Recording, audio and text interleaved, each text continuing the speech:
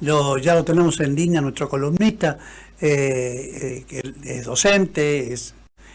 por supuesto es abogado, pero fundamentalmente es un dirigente político con experiencia, conocedor de toda la temática, diría yo, más que nada teniendo en cuenta la jineta de un Martín Zuleta, que le gusta muchísimo esto de la actividad política, es incansable y por supuesto siempre privilegiamos esa forma de actuar que tiene Martín. Buenas tardes, doctor, ¿cómo le va? Hola Carlos, buenos días, buenas tardes ya, un placer en saludarlo a usted y a la audiencia. Bueno, muchas gracias, doctor. Creo que hoy por hoy la situación va tomando cierto color cuando uno advierte que se van quemando etapas, pero fundamentalmente se va descubriendo o destacando. La propia oposición o alguna oposición dice el oficialismo, por ejemplo, una opinión de determinado tema, pero destaca la tarea que está llevando el Sturzenegger. Creo que ese ministro va dando cuenta de muchas cosas que hay que hacer, que se van poniendo las cosas en su sitio, ¿no?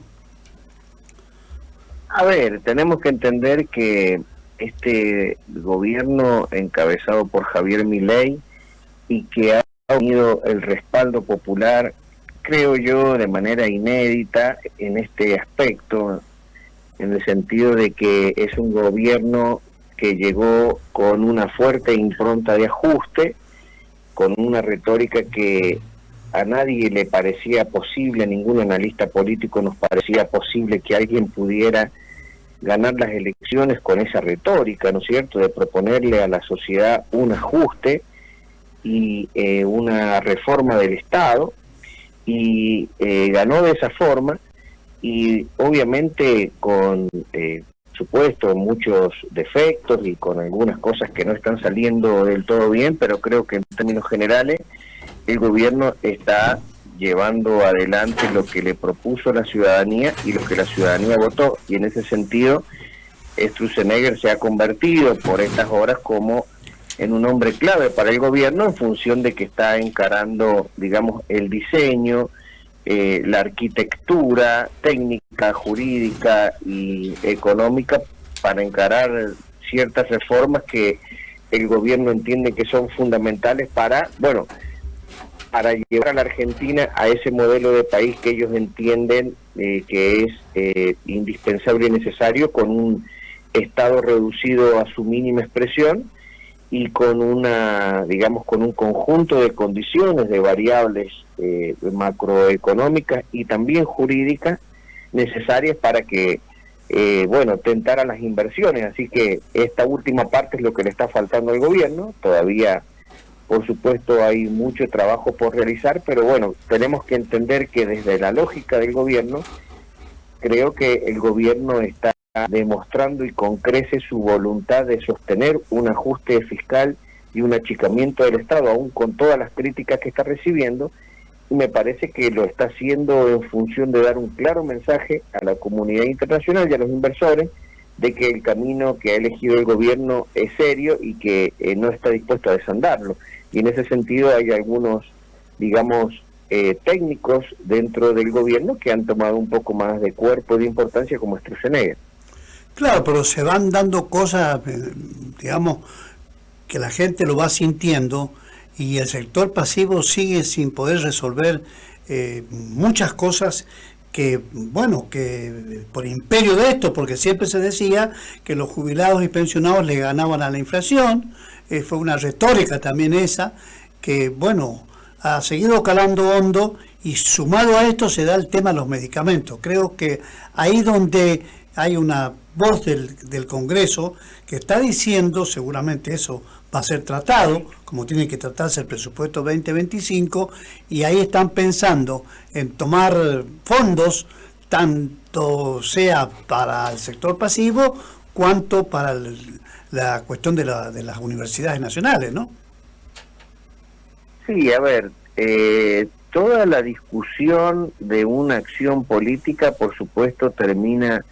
de una u otra manera decantando en la discusión sobre los recursos y sobre los fondos. Y creo que en ese sentido, por supuesto que el gobierno necesita dar un mensaje de la sostenibilidad y la viabilidad fiscal del presupuesto que ha presentado. Y desde el Congreso observamos, digamos, una actitud que puede tener distintas lecturas. Podemos darle una lectura más benévola, una lectura más humanista y una lectura más política también. Una actitud que es básicamente desafiar los planes que tiene el gobierno respecto de la economía. Creo que en ese sentido hay muchas fuerzas políticas en el Congreso que, sabiendo que algunas medidas del gobierno son impopulares en muchos aspectos, como los fondos destinados a las universidades y como los fondos destinados a y la fórmula jubilatoria, por supuesto, y los fondos destinados a digamos, a cubrir los futuros incrementos de los haberes jubilatorios, creo que ahí la oposición ha encontrado un caballo de batalla para empezar, digamos, a posicionarse en frente de un gobierno que se está mostrando muy, digamos, firme en su decisión de recortar el Estado, y vamos a ver esta pulseada hasta cuándo la puede sostener el gobierno, porque creo que desde un punto de vista político, ahora me corro de lo que está bien o de lo que está mal según mi opinión, si no hablo de política estrictamente, creo que desde un punto de vista político hay que ver hasta cuándo las fuerzas políticas amigables al gobierno van a querer correr, digamos, la suerte del gobierno en cuanto a los costos políticos que está pagando el gobierno y algunas fuerzas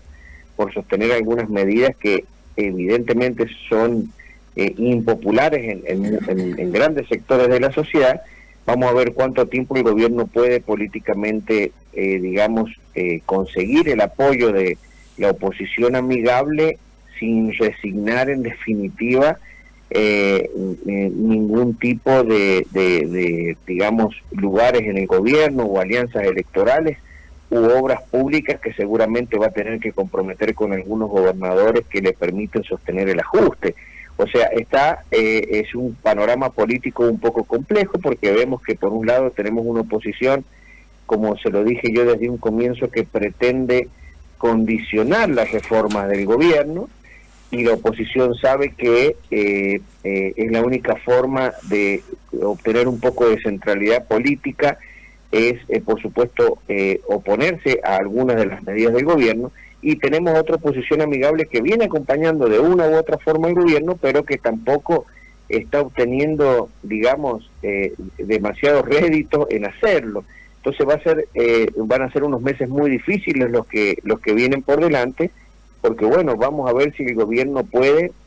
sostener este plan de ajuste sin ceder nada a los aliados amigables. Así que ahí vamos a ver la muñeca que tiene el gobierno, que creo que por el momento lo viene haciendo muy bien. Si uno se pone a analizar los, digamos, propósitos que se estableció el gobierno, en su gran medida o gran mayoría de esos propósitos se están cumpliendo, con mayores o con menores avances, y creo que en eso hay que darle la derecha al gobierno de Milei, que muchos lo presentaban como un gobierno inexperto, pero que en definitiva a los fines prácticos ha demostrado que se ha sabido mover para sostener, digamos, un ajuste y ese mensaje hacia los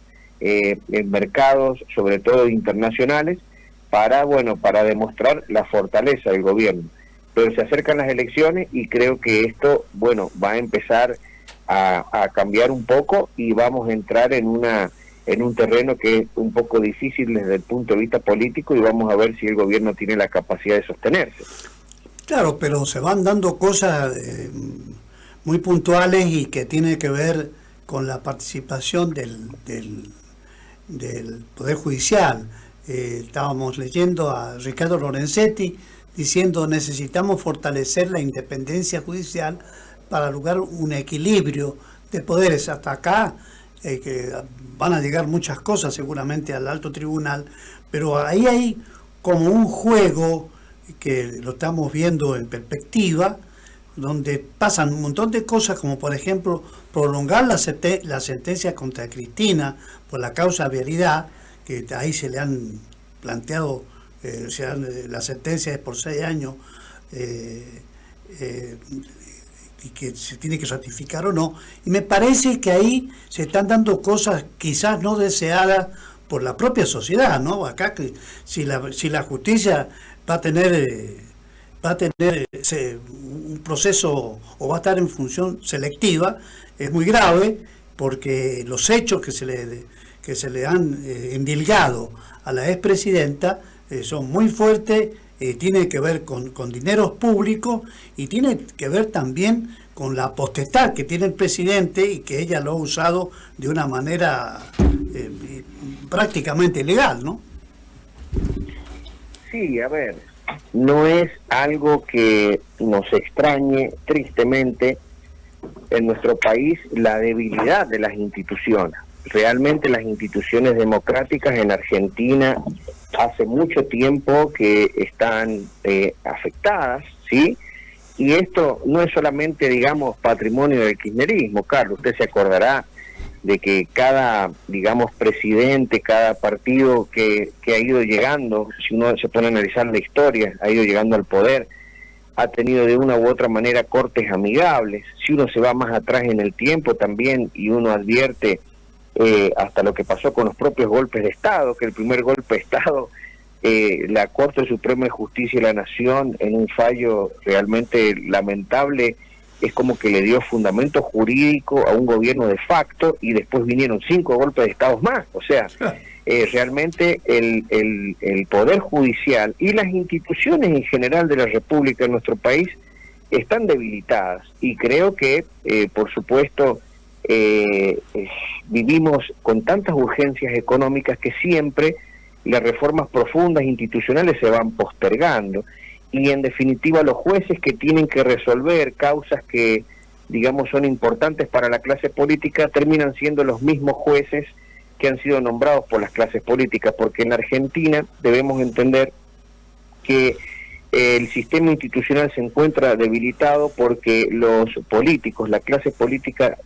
perdura mucho tiempo en la función pública. Carlos, acá, si uno se pone a analizar, vamos a analizar el kirchnerismo, estamos hablando que desde el retorno de la democracia el kirchnerismo viene acumulando poder desde una simple intendencia de Río Gallegos en Santa Cruz, y todavía hoy Cristina está vigente en la política argentina. Estamos hablando de cerca de 40 años, Carlos, en donde usted se imaginará que han nombrado miles de jueces, miles de procuradores, fiscales. Entonces el brazo de la política se hace muy extenso, porque también nuestras democracias son débiles, porque el sentido que tiene de que un presidente pueda nombrar una corte es que dura 4 años el presidente y se retira, y la corte en definitiva dura 20 años, pero el problema es que acá nunca se retiran los políticos, y en definitiva siempre los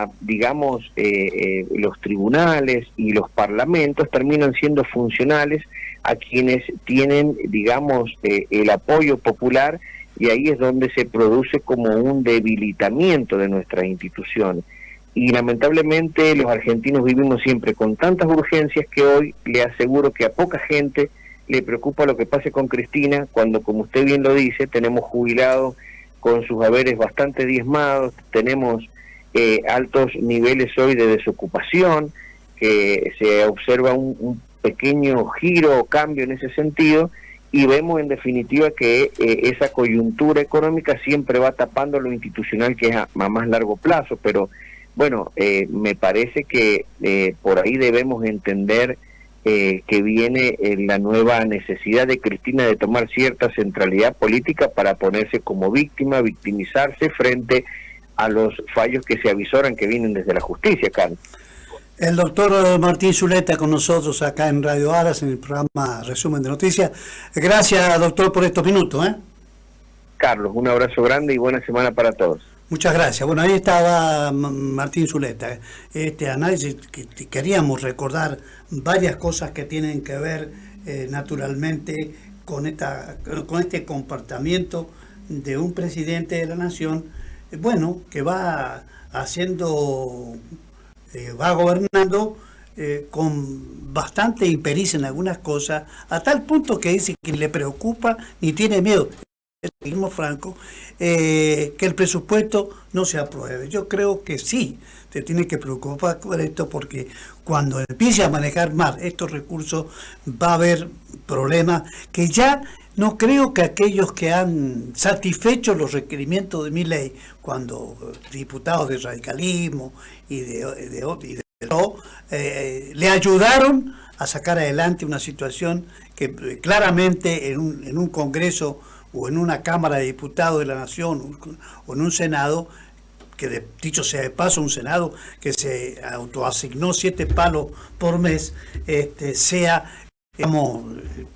haya que festejar. No hay nada que festejar, pero básicamente creo que acá el país está necesitando orden, y el orden tiene que ver con una tarea constante, permanente, y respetar al ciudadano. Creo que acá la falta de respeto a la clase pasiva, creo que esto por generaciones se va a seguir hablando. Hacemos la pausa porque en el próximo